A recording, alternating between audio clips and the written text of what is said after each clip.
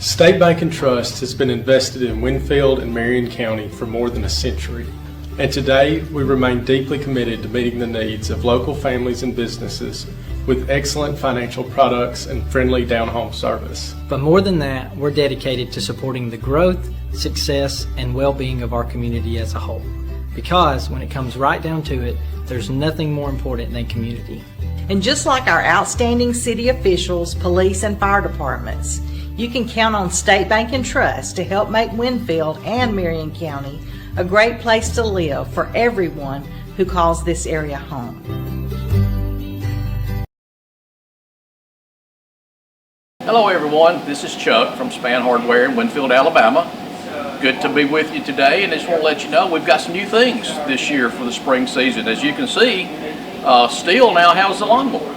We're going to have a full line of the Stihl zero-turn mowers. We have a full line of the Stihl weed trimmer and chainsaws. Just about anything you need to maintain your home this spring and summer. From lawn and garden equipment to paint to hardware, anything you need. Come see us. We'll help you if we can. Thank you. This is Eric Simmons from Furniture Depot. We have a store in Guin and Fayette. We've been serving the people of Northwest Alabama for 23 some odd years. We'd like to be your furniture store if you'd let us. And we'd like to thank you for your business this past year and invite you to come and shop with us this coming year and for the years to come. Merry Christmas and have a Happy New Year. Hello, Lee Hines here, owner-operator of Alexander's Heating and Air Conditioning. We've been family-owned and operated since 1954, proudly serving Marion, Fayette, and Lamar County. We are carrier factory authorized dealers, but service all makes and models. We specialize in residential and light commercial HVAC systems. So as we get ready to enter another hot Alabama summer, please remember Alexander's Heating and Air for all your HVAC needs.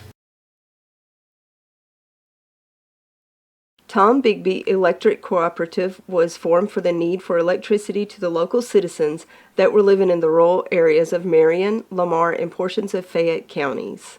This line consisted of 12 miles and 22 consumers on the road from Guin to Sulligent. Between then and now, there has been a lot of hard work and dedication from a great number of people to make this cooperative what it is today. Tom Bigby Electric Corporation would like to thank each member. You can contact us today at 205-921-6712. Your story starts at Bevel State Community College. Whether you are just starting out or starting over, Bevel State has an opportunity that is right for you. With 5 locations serving 7 counties, you don't have to go far to start your own success story. Plus, with tuition lower than 4-year colleges, you won't need to spend more for a great education. Visit us online at bscc.edu to learn about your options for seamless academic transfer and high-demand career tech and health science offerings. Let us help you tell your story. We understand the importance of a personal commitment to provide quality services and products with value to meet every family's need. You'll find very caring professionals that truly desire to offer dignified service and true value that families need and desire during the loss of their loved one. With our newly renovated facilities, services, and quality merchandise, you can rest assured that we stand ready to meet the needs of your family in honoring lives lived. Bowen Funeral Home is located at 981 Alabama Highway 253, just south of Winfield High School. Call Tommy Bowen, Certified Funeral Service Practitioner, at 205-487-4327.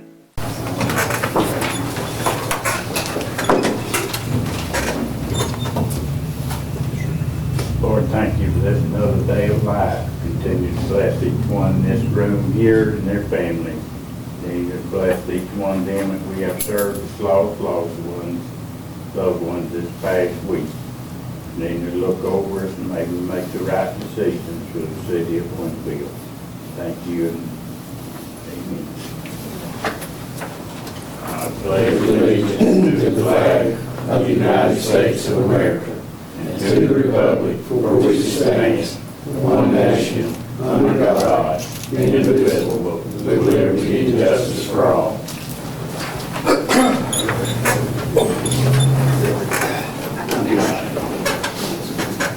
He's got two down there.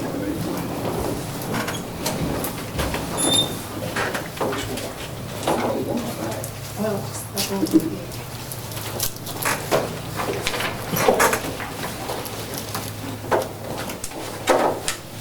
not gonna be with us this afternoon. He's on a call if we need him. He's got himself in a bind, couldn't get away. I'd like to welcome everybody to the Winfield City Council meeting March 18th, 2025. First item on the business approve the minutes from the March 4th meeting. They'd ask for a motion and second to approve those minutes. Nobody's got a problem with the way we're going to record. Tim made the motion. Keith second, all in favor. Next item on the agenda is approve the minutes from the March 11th public hearing. James second, all in favor. Next item is ordinance number 986, electronic counting devices. This is clerk Angie has put this ordinance on here. I think that this is and one of the devices changed this year, so what'd you say? one of the devices changed this year, so we have to.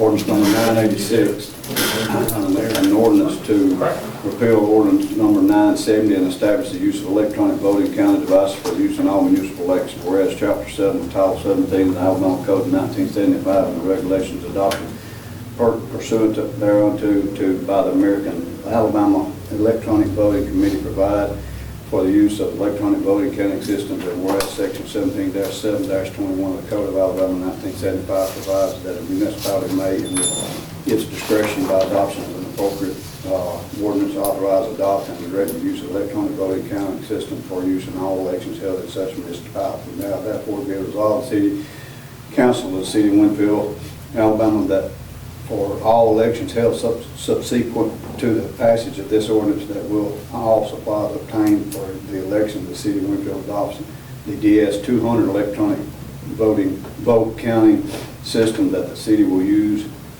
or any subsequent model device which complies with Section 17-7-21 of the Code of Alabama, and also adopts the express vote system that the city will use, or any subsequent model device which complies with Section 17-2-4 of the Code of Alabama and the regulations adopted pursuant thereunto, is hereby authorized for the reporting, counting, and tabulation of any and all electronic devices results.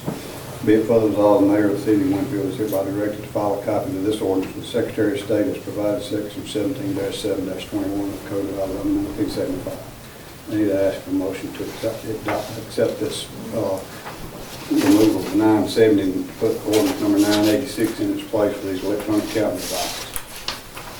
Keith made a motion, Gina second, all in favor.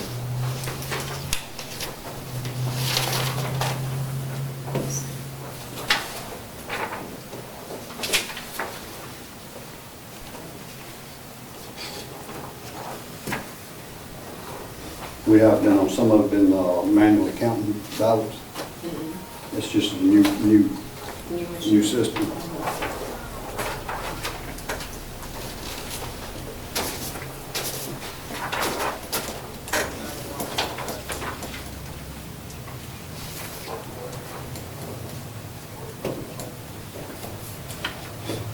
The next item on the agenda is appointment of city clerk for election manager. Well, the clerk's always, since I've been in office, took care of that election management part of the election. I need to ask, the recommendation made as the council go ahead and let Andrew continue to be the manager over the election. Let me ask for a motion. Tim made a motion. Larry second, all in favor. Okay, next item on the agenda is resolution number 1387 with the city clerk absentee election manager. We got that resolution.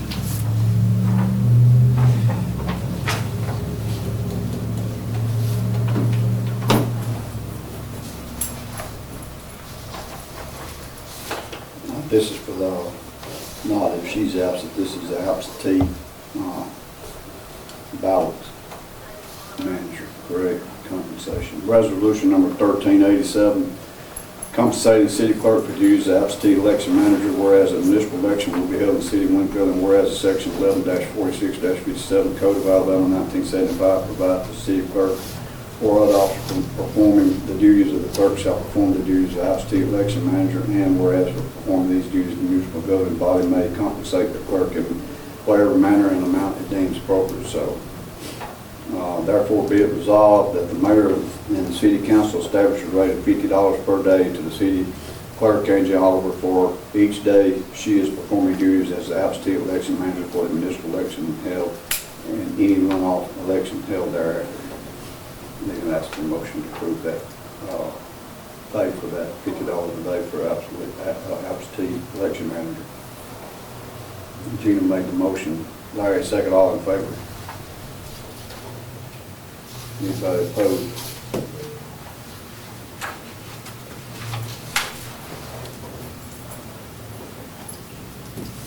Doesn't seem like there would be time for another election.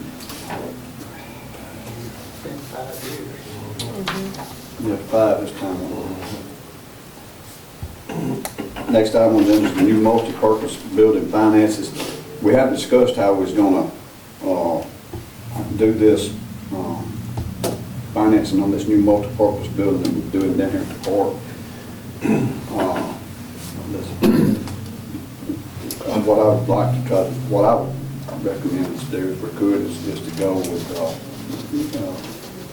being with the school on their bond or whatever, their part of financing, because they've got paid, they're paying part of that loan. And I think it'd be our best interest if we just work inside with them on that loan for our part, what's remaining after they pay their part.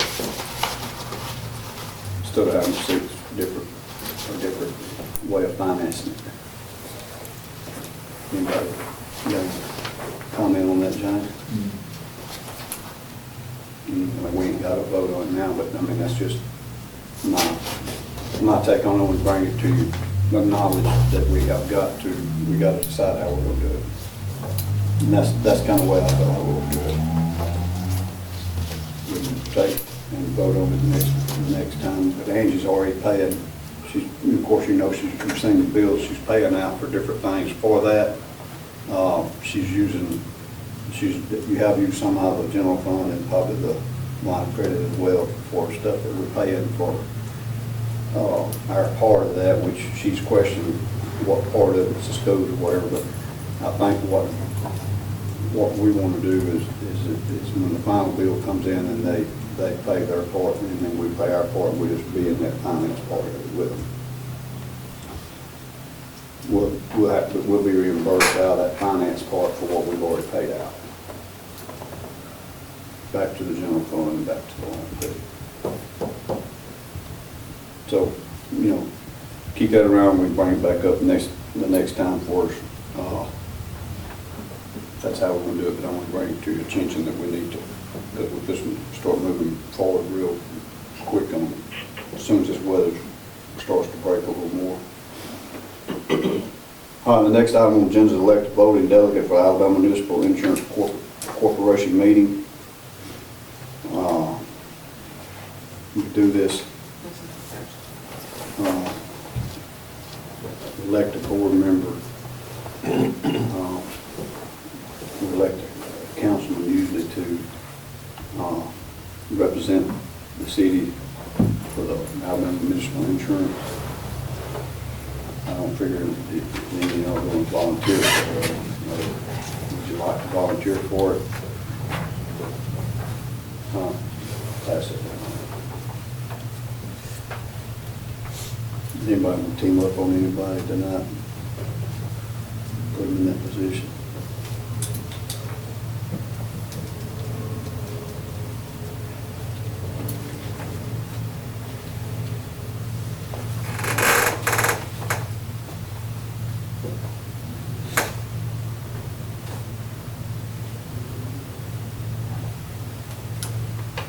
Got some representation here from the LBL. 7 and 8 real vague is what the dates are on these meetings. Sir. So the dates on these meetings are very vague. we can go to the site. 2021 is the last date you can find, and I think that's 4 years late. That, y'all got anybody on bid? A lot of finger pointing going on.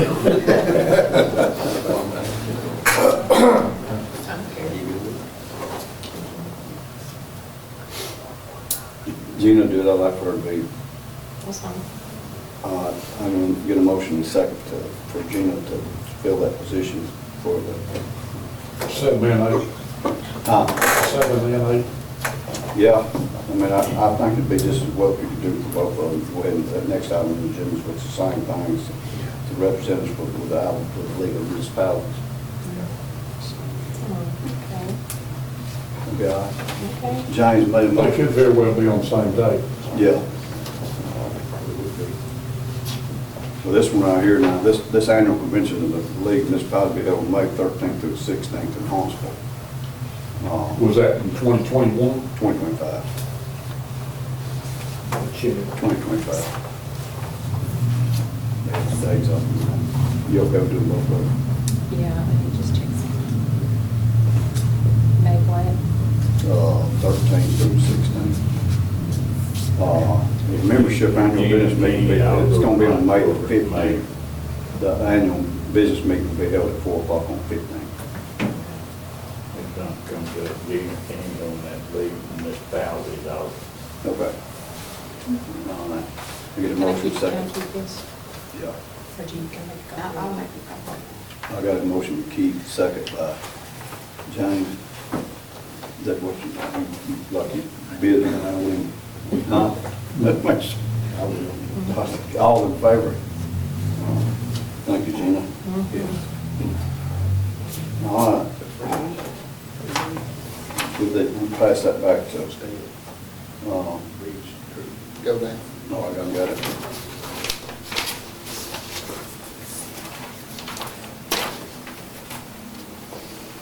All right, next item on the agenda is old business. Keith, I'll start with you, see what you've got on your mind for old business. Got any idea about paving roads? Yeah, I spoke with Dennis Price last weekend or whatever.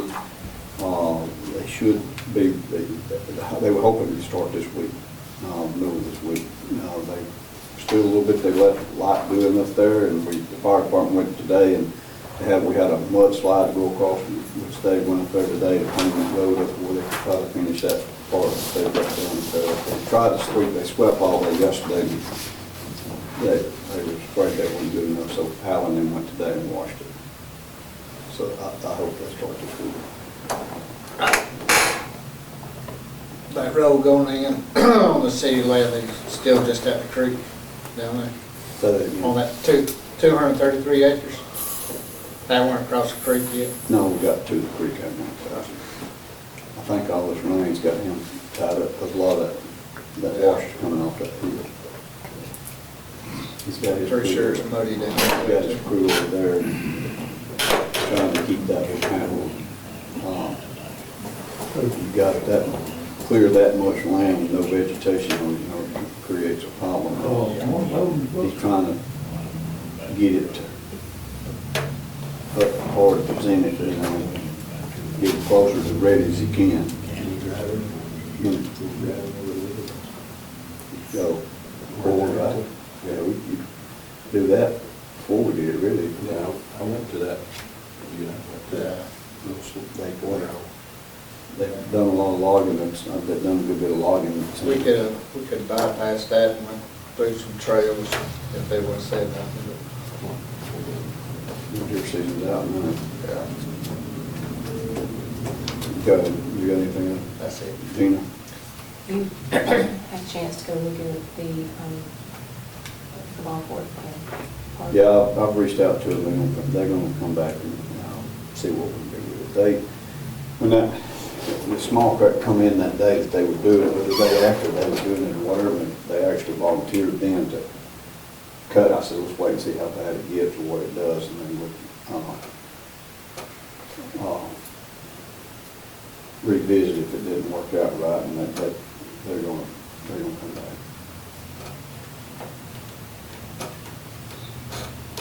Plus, Gina's wanting to get where the water will leave there instead of floating up the rain.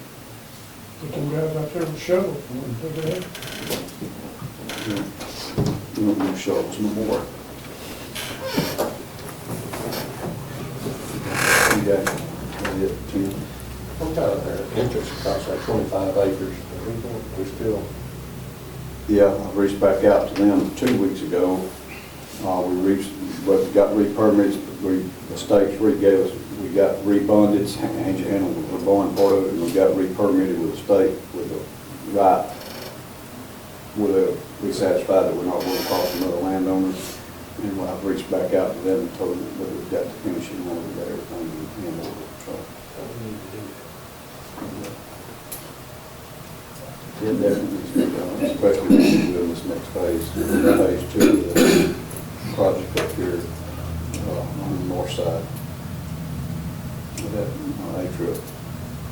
It's going to be, this study's going to probably include what happens right there, what we do right there. Those what you call it grinder or mulching, all them small pines down there, make it more attractive. We did some. We had some done on the between. You can probably tell it's more toward the northeast corner of that property, where it goes back to that other. And I think I roughly believe that's $4,500 what we had done across the city part of that. Back there on that corner up to the other side. And I held up to this year to see what y'all's thought was on doing it. I wished it would be able to kept bush hogs.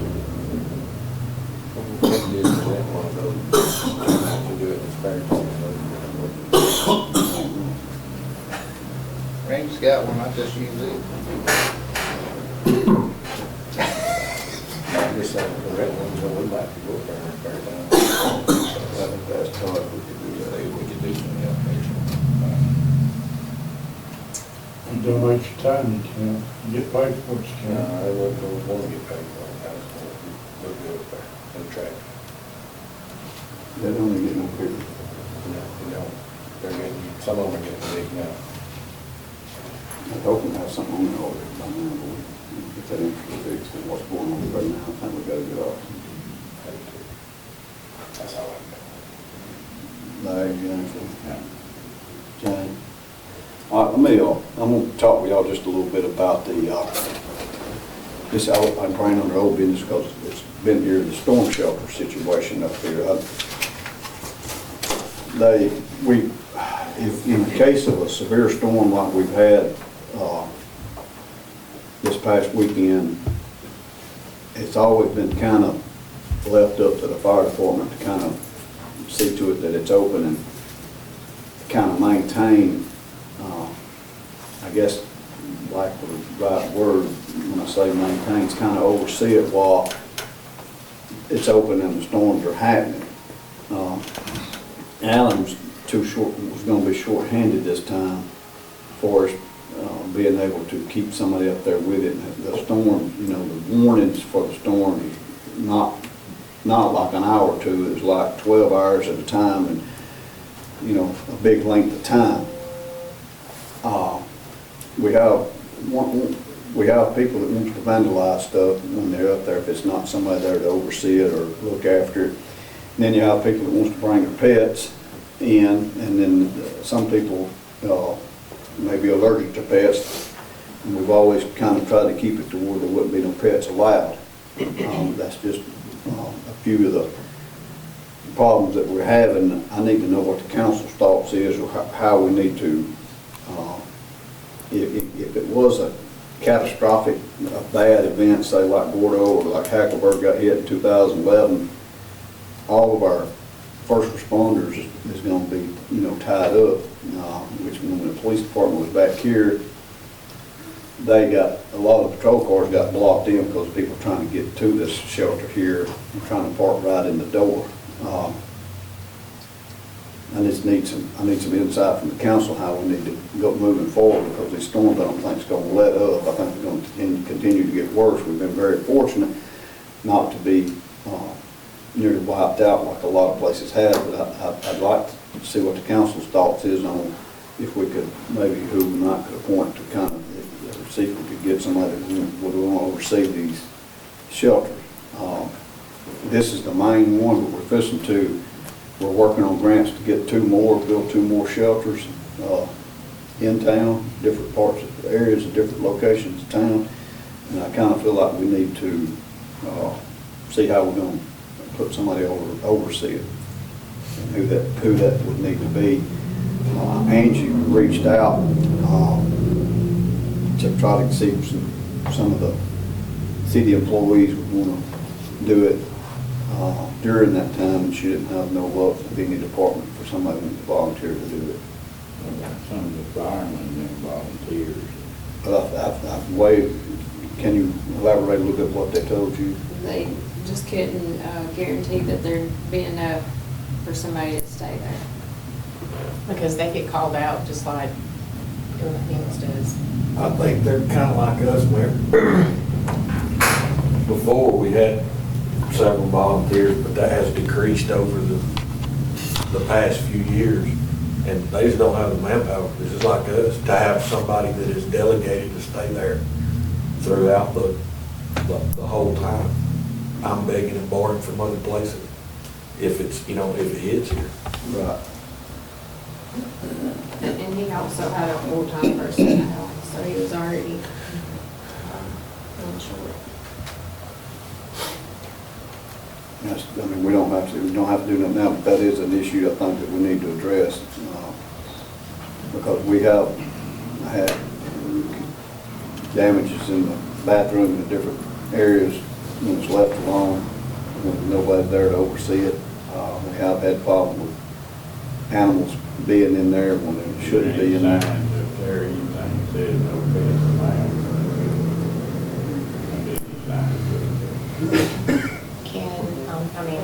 Can we put cameras within there? Well, I mean, not in the bathroom, but I know in that kitchen area, there's been some stuff done over in that kitchen area.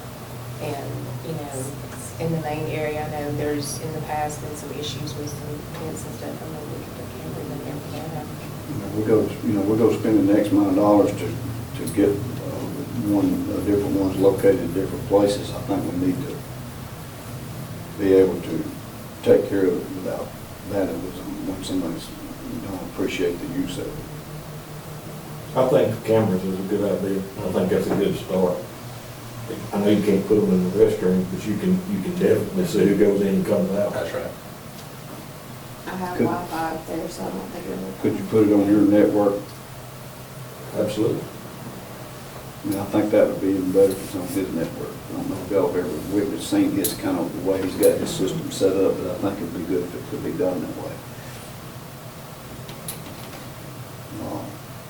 If that's something the council would want to entertain, letting him kind of get an idea of what it costs and bring it back to the next council meeting, whatever that might be a start. Well, I think it's just going to be hard to get somebody, because just like Saturday, I mean, this technically started at 10 o'clock, 11 o'clock Friday night, and it was not over with until Sunday. late Saturday. And it's going to be hard to get somebody to commit to stay up there for that long. I agree. I wouldn't do it. How was it work? So, I mean, we were in and out the whole entire time, and we tried to stay up there as much as we could, but I mean, we were out on calls too. And something else that I did notice that, and I know it was unclear, and there was some posts on Facebook about dogs and that kind of thing, but something I did notice, there was a lot of people sitting in their cars waiting to see what the storm was going to do.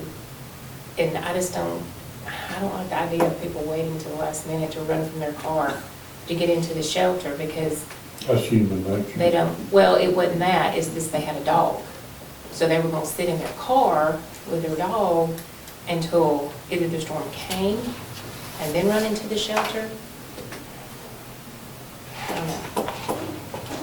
I figure we shut that door, don't we, when it's, I mean, there again, there's nobody there to see to it with the door shut on it. I mean, I don't know how that, but, somebody has to let somebody in, don't they now? I mean, or do they? No, the fire department unlocks the door prior to the event, usually a couple, 3 hours before we ever start getting any bad weather. I mean, and it's not, I mean, now, I mean, technology has got it down, pinpointed nearly, down to the science when it's going to be in a certain area at a certain time, like it was that 3 years ago when this little storm hit here. They hit it dead on the money. They said it's going to get Winfield at 6:26 or 6:28 or 6:36 or something. That's when the clock stopped. I don't think we can do anything about people sitting in their cars out there. The door's open. Well, I think it was they were unclear about the pet situation. Mm-hmm.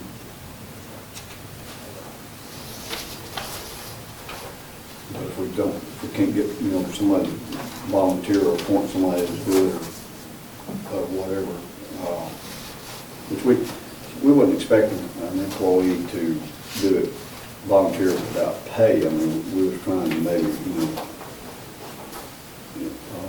if it's an off-duty person or somebody, pay them to come in and kind of say, oversee it. It's kind of like we do on Saturday, that every other Saturday or whatever it is, where we have somebody come in and stay at the city shop, people to bring the garbage. Kind of along the same lines as that, but it was an extended length of time this time. But if we had somebody that might be, do it 12 hours or 10 hours out of it, and then with the camera system, if we had somebody to rotate or something, I just feel like we just need to try to do something to deter people vandalizing and misusing it. And then also, it was kind of brought to my attention that some of the cots were missing.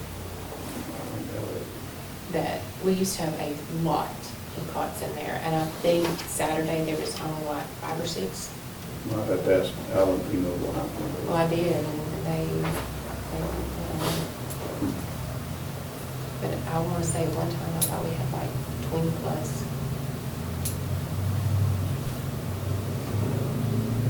Need to consider how we can handle it.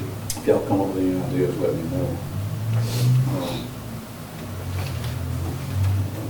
So do we need to say that we're going to go ahead and start in place maybe at least 2 cameras, one by the kitchen and one maybe by the door? I mean, I'm okay with that. Let Brett be a surprise on it. Well, because I know when you go in, you have to go around the corner to go to the kitchen. The kitchen's kind of tucked over to the side. And plus there's also a door back there, and then there's a door on the other end. I think you could probably get by with one at the far back corner, and then one at this corner. In the corner to get the kitchen and the door. Yeah. One facing and getting all of this, and one getting primarily the kitchen, and anybody that could be around, like close to the women's restaurant. I already have Wi-Fi there, so it shouldn't be. Yeah, that's the main thing, and the Wi-Fi up there would be an issue. I'm just going to go ahead and take care of that. I'm going to check on that. I'll check on it tomorrow.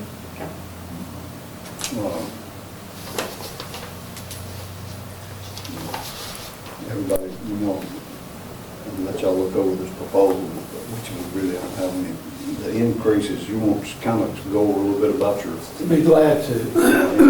Yes, sir, I'm Mike Evans with Oak Ridge Insurance, and the reason we're proposing a change this year, it's actually a little bit cheaper than it was last year, but the company that we were with is a company called Tokyo Marine, and they lowered their limit, excuse me, on ransomware this year.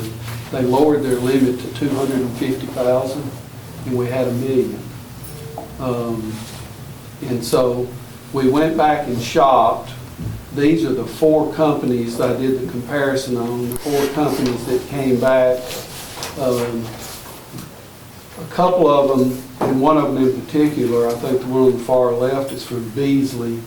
If you look at the things that they offer, they really leave too much out.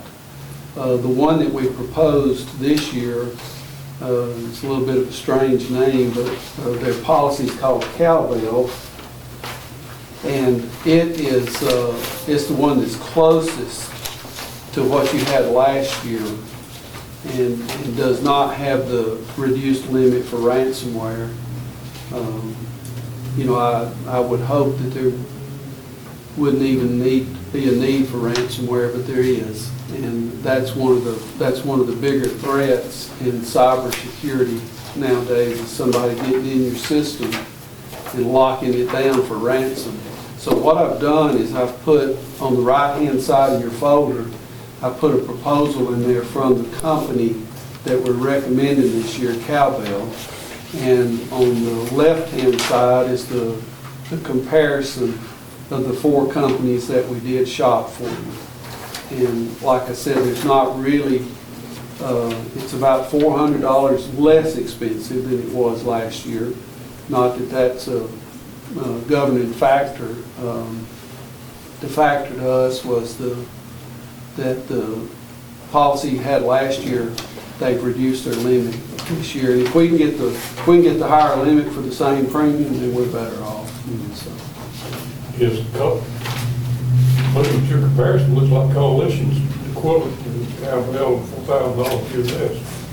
Well, there's a couple of sub-limits in there that and there, I did put them in there, but there's and I should have brought just a comparison with those 2, and I could have done a little bit better job. Some of the I think the reason, if you look down in the comparison down there, they're a reimbursement company and not a pay on behalf. According to your list right here, they're going to pay on behalf. Okay, I'm sorry. That's Plus, I mean, it doesn't matter to me one way or the other whether they're admitted or not, but they're admitted and the other one's not admitted. That's right. And, you know, it's irrelevant. They're going to pay. Yeah. All right. Yeah, that's true. But I did put them in there because those are the 4 most competitive. Now, I listed the one that we had last year, which is the Tokyo Marine Insurance, and then the other 3 are the most competitive quotes that we got back. Y'all got any questions? Any questions? Look over it a little bit, or a preference for which way we go. So Tokyo Marine is what you're like to get, right? Yes, that's correct. And you're looking at Cowbell? Yes, that's correct. That's the one I put the proposal in for, and it was just, like I said, the biggest. Those 2 are the closest to being the best coverage we could get, with the exception of the Tokyo Marine policy has a low limit or lower limit on ransomware. 250,000, they dropped it a lot. Yep, they did. And not as bad as these, 100,000. Exactly. Yeah.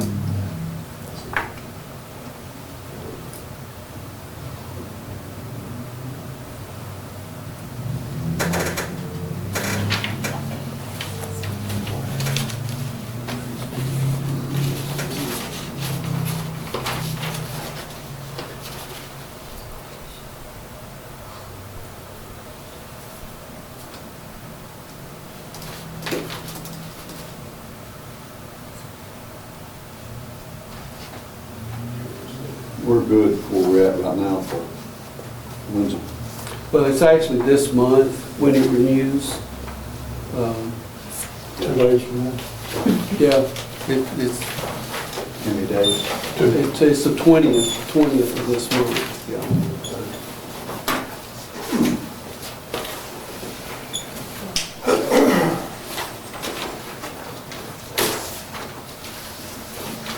What's your thoughts, Dan?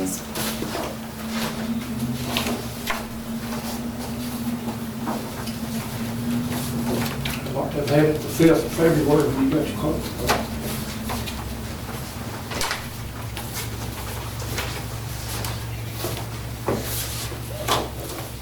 Larry?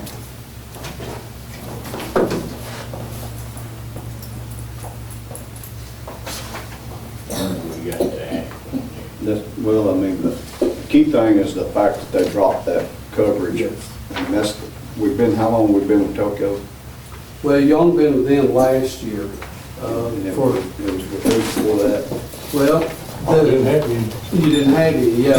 The cyber liability is something that has come along because there were so many holes, and not holes necessarily, but general liability don't cover everything that's happening in the cyber world. And so last year was our first year, and it was with Tokyo. And then this year, and what had happened, we got a couple of quotes back, and we've been negotiating with them up until just the last few days to see if they would not leave that limit at $1 million, the ransomware limit. And finally, they wanted, they would do that, but they want a lot of, Angie and I were talking about it, they want something called multi-factor authentication on all your systems. And it just, you know, they said without that, they were going to stay at the 250,000. And so we just couldn't get them to change their mind on that.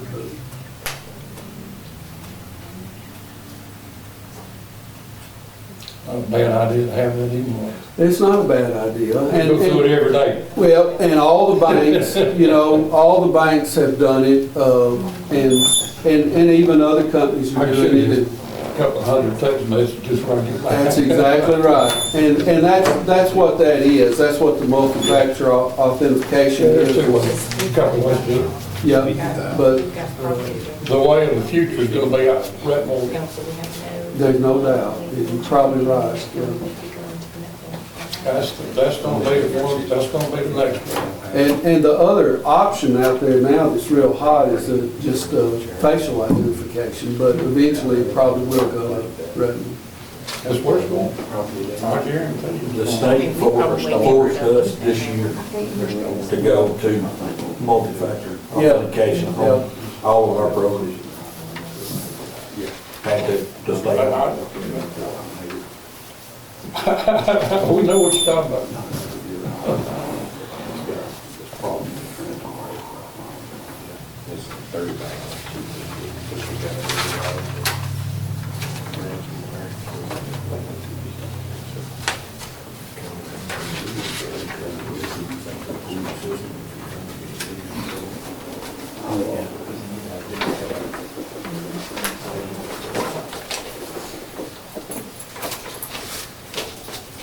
Normally I use the hound to go over the policy and what coverage we got on everything, and then kind of make a decision on this ransomware. I felt like I wanted y'all to know what we're up against when they drop the amount of coverage.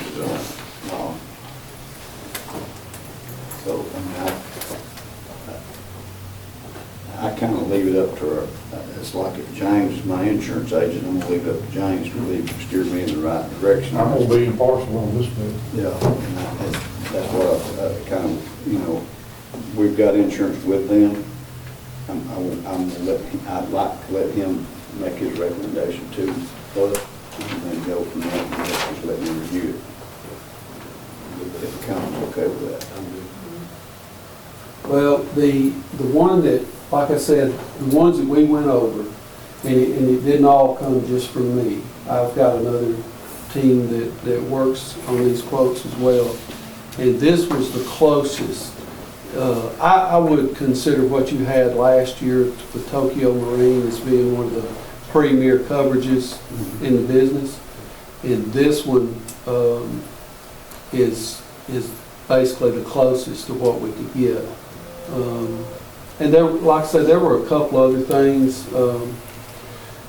One of the ones, and you'll see some coverage in there that looks crazy. It's a BYOD coverage, and that's in there. And this policy, Cowbell, extended the same limit, $1 million, to this BYOD coverage. And what that's for is your own device. If you bring your own device in and you log into the city system for anything and something happens, then it extends the coverage to your own device. So that was something else that we felt like, this company did that, some of them didn't. What that is you bring your laptop in here and you get on the network here in the office. And you've got virus on your computer. And it gets in. It jumps into the network. The bells is fixing to start going off. Yeah. That's what that coverage does. Oh, that's where probably 75% of it happens. Yeah. Well, I'll say 50%. The other 50% comes from people opening the email that doesn't need to be opened. Yeah. Email is the biggest danger you got, right now, because that's where everything comes in. If it comes into your system, it's coming from somebody else, and the easiest way right now is email. Anybody got any other questions? No. I appreciate y'all coming in and bringing it in, and I'll get with you and let you know which way. Not a problem. I guess if nobody else got any other business, you know, you were ready to be I was just gonna wait till the meeting was over and try to and go around and talk to everybody. Okay. I'm sure I'm not forgetting that. Mike, you want to let me know if I'm forgetting something. Brett, we took care of that hire last meeting, didn't we? Yes, sir. Oh, yeah. I've got, it's time to start looking at another garbage truck. We've got one we need to put in surplus. I've got Rob working on some quotes. As you all know, the way it is now, when you order something, it's going to take from year to year to get it. So if y'all got any questions out there, if you would like, I'd like to go by and meet with Rob, and he can bring you up to speed. I kind of feel like it'd be better if you were with him one-on-one about what his needs are. I'd like to do that. He's always done a good job keeping the equipment up and getting prices for equipment when we need it. I know all y'all remember the days when we picked garbage up riding on the back of the truck. We've come a long way from that now. It's automated type deal. And it saves a lot of time, money, safety. It's a lot safer than someone on the back of the truck jumping off. And that's an accident waiting to happen. I still see people doing that. I mean, it's a lot better the way we got it now with automated truck. He told me today that if they place the order on it, the thing about it is, when it comes in, when it's ready, if we don't want it, they've got it sold. Because the price that he's going to be able to lock it in today is going to be probably 10% cheaper than it's going to be. That's happening a lot of equipment. Any equipment you put money down on it, and it comes in, you don't want it, that they're okay with it because they can make more than what they sold it to you for to start with. And I've seen it. I've said something to Todd about it before, which I don't. A lot of y'all may do it, may not, but I'll watch a lot of auctions. It's like a fire truck. You know, it was $7,000 higher when it came in, but we had booked in another price. Yeah, it's just like I watch a lot of auctions, and the 20 and 25 model trucks is going to the auction, bringing more. And these municipalities and these counties have figured it out. Mm-hmm. They get it in on state bid, They come back and keep it for a month or two, and then they're gonna turn around and run it through auction. They're making money. I mean, I don't really think that that's fair and right, but I see it happening all the time, and I know it's what's happening with the price of those trucks. It's bringing a whole lot more than what they pay for it through state bid, you know. You And they keep them run a it, they year, turn them around. keep them a year and keep them in service. and It may put 15,000 miles, you know. If they get it, if it's legal and they get away with it, I don't blame them. You know, that's kind of market though. I don't know that we should be using state bid if we're going to make a profit off of it and not keep it for 15,000 miles.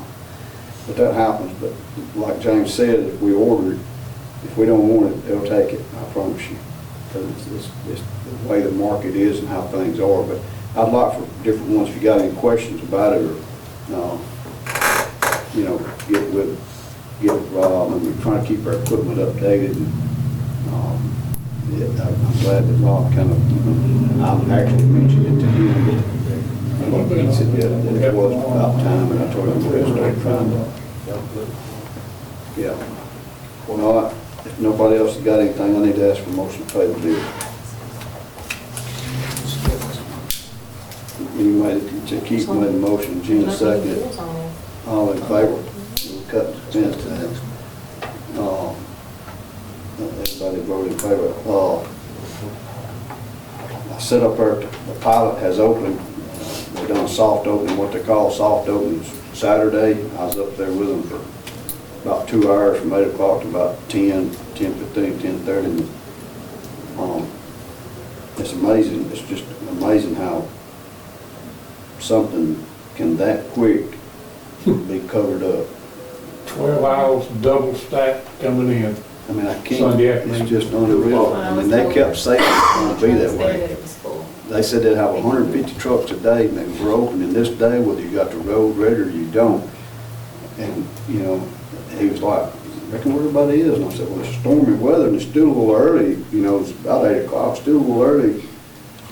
It wasn't, it showed 2 hours later that it's been wide open ever since I've been by there. I mean, it's unreal, but I think we've got things, we still, like I was talking with them a little bit ago, still got a little problem with drainage coming off the rest of that property there that we're having to address and work on, but other than that, it's been a long, hard 8 months, I guess. You know, we're supposed to have had it ready in 6 months, but the weather, and I think going over 8 or 10 weeks over, or whatever it was, I think, you know, it's fair enough, because there's a lot happening during that period of time. Basically start from scratch with everything. You know, storm drain, sewer, water, the road. I think it went over real well. You know, I think everybody had a hand in it to make it happen that way.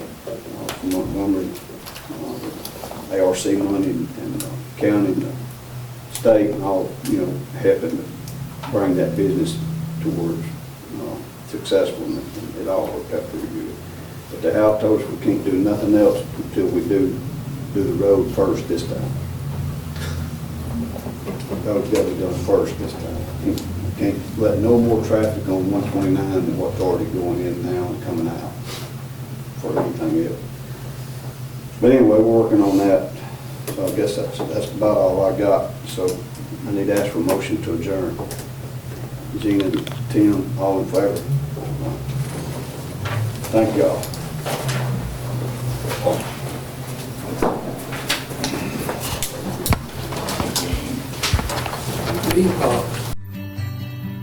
State Bank and Trust has been invested in Winfield and Marion County for more than a century. And today, we remain deeply committed to meeting the needs of local families and businesses with excellent financial products and friendly down-home service. But more than that, we're dedicated to supporting the growth, success, and well-being of our community as a whole. Because when it comes right down to it, there's nothing more important than community. And just like our outstanding city officials, police, and fire departments, you can count on State Bank and Trust to help make Winfield and Marion County a great place to live for everyone who calls this area home.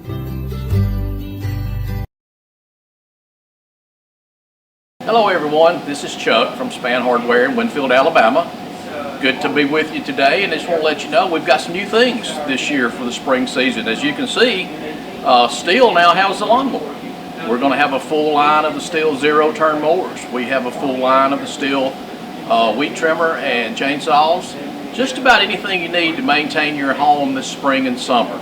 From lawn and garden equipment to paint to hardware, anything you need. Come see us. We'll help you if we can. Thank you. This is Eric Simmons from Furniture Depot. We have a store in Guin and Fayette. We've been serving the people of Northwest Alabama for 23 some odd years. We'd like to be your furniture store if you'd let us. And we'd like to thank you for your business this past year and invite you to come and shop with us this coming year and for the years to come.